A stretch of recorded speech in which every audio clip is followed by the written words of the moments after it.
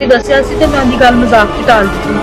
मैं क्या तू सोहना है, तू कहंदे ने गोरा चिट्टा नूं मुसलमान कर दो। उन्होंने लगता है कि शायद जेडे सोहने हुंदे ने वो मुसलमान ही ने। लेकिन चलो जो कुछ हुई है, मैं तो तेरे नाल मजाक करदे ने इसलिए मैनूं ये नहीं सी पता हैगा कि वो इस हद तक खतरनाक गल सी कि गवर्नमेंट इस चीज पे फोकस करे, इस चीज नूं नोट करे कि ये छोटे छोटे इशू एडे वड्डे भूचाल बन जाते हैं। यह साडे मुल्क की तबाही है कि असी आपस में लड़ लड़ के मरांगे। इस तरह नहीं होना चाहिए।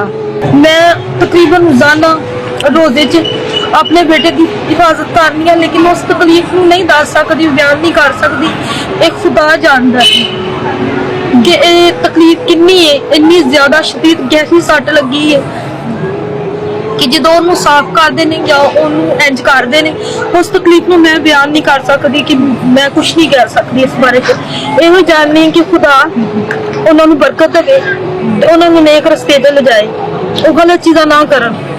ये चीज़ सानू भी तबाह करेगी तो साडे मुल्क नूं भी। असीं नहीं इस चीज़ से खुश कि मुल्क की तबाही लथे।